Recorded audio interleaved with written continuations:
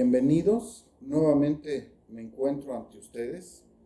Muchas gracias por seguirnos. En esta ocasión les voy a hablar un poco en relación a la hipertensión arterial, un padecimiento de suma importancia, ya que en medicina se le conoce como el asesino silencioso. Aquellos pacientes que son hipertensos, no todos están bajo tratamiento médico. Muchos de ellos inclusive ignoran el que son hipertensos. Entonces eso es lo que hace que en ocasiones nosotros veamos una persona a la cual vimos en días anteriores y la encontramos aparentemente sana y de repente resulta que amanece sin vida, es decir, ya falleció. De tal forma que le conocemos como el asesino silencioso. La hipertensión arterial se define como la afección en la que la presión de la sangre hacia las paredes de la arteria es demasiado alta. Para esto tenemos valores que se consideran normales en la tensión arterial. Hay que hacer referencia que en el caso de medicina, tanto presión como tensión son sinónimos. Ahora bien, los valores de la presión arterial son dinámicos y cambian en diferentes circunstancias a lo largo del día y por supuesto con la edad, pero sobre todo en niños. En estos casos es necesario que se compare con tablas de referencia, no solo a la edad, sino también a la estatura del niño, porque niños que tengan más estatura, sus cifras tensionales van a ser un poquito más elevadas, pero esto no va a causar una patología, sino que entra de lo de cifras normales.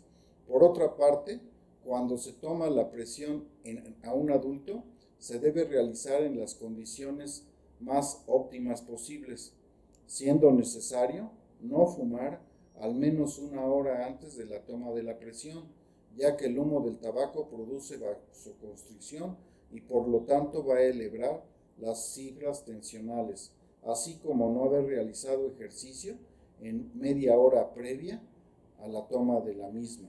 Por ello es necesario acudir a las tomas de tensión arterial con tiempo suficiente para permanecer sentado al menos durante 30 minutos previos a la toma de la misma. Es importante que hagamos notar que para que nosotros tomemos una tensión arterial que la consideremos fidedigna, este debe de ser con un baumanómetro de mercurio o bien un aneroide. Los digitales tienen muchos errores por un lado, ya que estos requieren, en primer lugar, ser de una marca aceptable. Aparte de ello, tener pilas nuevas y estar retirados de aparatos electrónicos. Eso hace que la toma sea difícil y por consiguiente, al realizar nosotros la toma, nos esté falseando los datos. Muy bien. Por último, un único valor por encima de los valores normales no permite establecer el diagnóstico de esta enfermedad. Es necesario tomar la presión en al menos en 3 ocasiones, en diferentes días y separados entre sí al menos por una semana.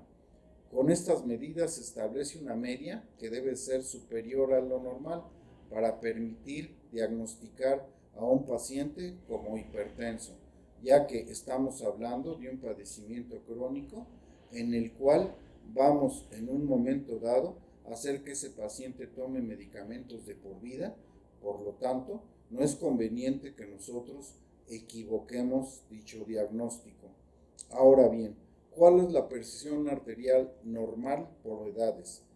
Esta se puede dividir en niños y mayores de 40 años. Los niños se clasifican según su edad, pero también se debe de tomar en cuenta la estatura de los mismos, ya que esta varía la tensión arterial elevando la misma, sin que esto sea un dato patológico. Ahora bien, vienen los rangos de la presión arterial. La presión arterial se mide en milímetros de mercurio. Los valores óptimos inferiores a 120/79 son los que nosotros consideraríamos como normales. El límite alto sería de 140/90. Esta presión es conocida como presión limítrofe o anecdótica. Allá por los años 80 se cuestionó mucho si este tipo de pacientes con esta presión requerirían tratamiento o no lo requerirían. Actualmente a estos pacientes también se les administra tratamiento.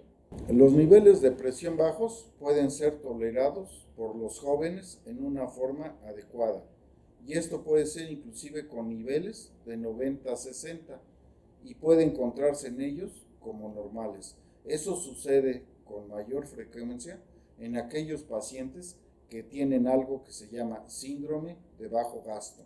En casos de la disminución de la presión arterial súbita, como en la que se presenta en pacientes con pérdida de la volemia, esta sucede cuando se presentan hemorragias profusas, las cuales hacen que la tensión arterial suba. Esto debe ser valorado y tratado en urgencias. Ahora bien, grados de presión arterial. La presión arterial puede estar elevada a nivel sistólico, a nivel diastólico o ambas. Es importante tener los dos niveles normales. La presión arterial normal es conocida también como limítrofe o anecdótica. Esta es de 140/90. Esta presión requiere ya tratamiento médico. Ahora bien, tenemos la hipertensión arterial grado 1, en donde las cifras sistólicas son de 140 a 159, mientras que las cifras diastólicas son de 91 a 99. Tenemos la hipertensión grado 2, en donde la sistólica es de 160 a 179 y la diastólica de 100 a 109.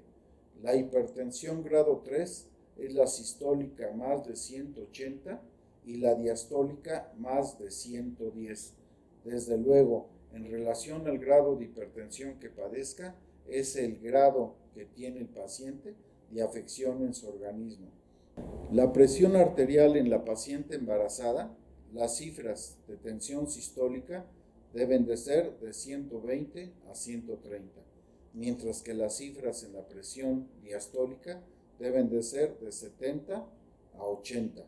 Cifras elevadas como sistólica de 140 o diastólica de 90, se debe monitorear a la paciente y valorarla cuidadosamente, ya que en el tercer trimestre del embarazo, cuando se llega a producir un aumento de la presión sistólica de más de 30 milímetros de mercurio, o bien, en el caso de la diastólica, más de 15 milímetros de mercurio, debemos valorar que no se trate de una paciente con preeclampsia. Como ya mencioné anteriormente, los valores se van a medir en milímetros de mercurio.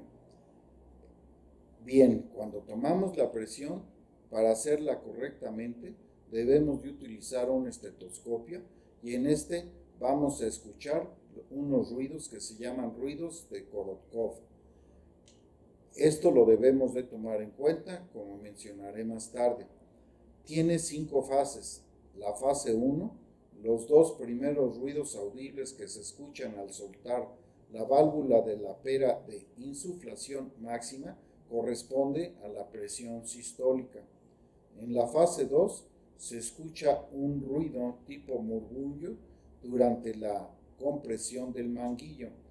En la fase 3 los ruidos se hacen más nítidos y aumenta su intensidad. En la fase 4 hay un claro ensordecimiento del ruido. En la fase 5, que es la última fase, el ruido es escuchado, después del cual todo ruido desaparece y corresponde a la presión diastólica. Esto hay que tomarlo en cuenta porque no es lo mismo el tomarle la tensión arterial a un adulto que a un niño. En el caso del adulto se toma como presión sistólica la fase 1 y como presión diastólica la fase 5 de los ruidos de Korotkov, mientras que en el niño la presión diastólica corresponde a la fase 4. La hipertensión arterial puede dañar a los vasos sanguíneos, así como a los órganos del cuerpo. Pueden ocasionar como complicaciones de la misma dificultando el bombeo de la sangre. Ahora bien, podemos presentar ataque al corazón, el cual se lleva a cabo por engrosamiento de las arterias, por algo que nosotros conocemos como arterioesclerosis. Puede ocasionar accidente vascular cerebral, el cual hay una aterosclerosis en las venas del cerebro. Esta puede ser de dos tipos, puede ser hemorrágico o puede ser trombótico. Esto nos lo daría una tomografía de cráneo. Puede ocasionar aneurisma. Los vasos sanguíneos se debilitan y se abomban, formando un aneurisma. Si este se rompe, puede ser mortal. Podemos presentar también una insuficiencia cardíaca. El músculo cardíaco se engrosa, dificultando el bombeo de la sangre. Los riñones también se pueden ver afectados, ya que los vasos sanguíneos se estrechan y por lo tanto los debilitan. Hay que recordar que la quinta parte del bombeo de la sangre va hacia los riñones y esto nos va a llevar a una falla renal.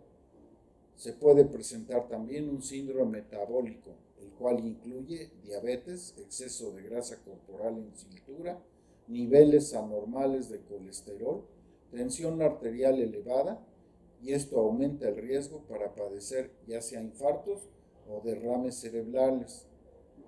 Existe una clasificación en el caso de la retinopatía hipertensiva. Esta es muy importante porque nos va a poder definir en un determinado tiempo el grado de hipertensión que tiene el paciente, el tiempo que tiene de evolución de la misma, así como también los daños que le ha causado el paciente y por lo tanto podremos predecir cuánto le resta de vida a nuestro paciente. Esta clasificación es de acuerdo a lo que nosotros encontramos en algo que llamamos fondo de ojo. Esto se realiza con un oftalmoscopio. Y hay la clasificación que es la de Kate, Warner y Barker, la cual cuenta en la etapa 1 una esclerosis arteriolar, en donde las arteriolas se ven como hilos de cobre o plata. Y en esta hay una nula alteración de órganos sistémicos. En esto nuestros pacientes van a tener el 71% de supervivencia para 10 años.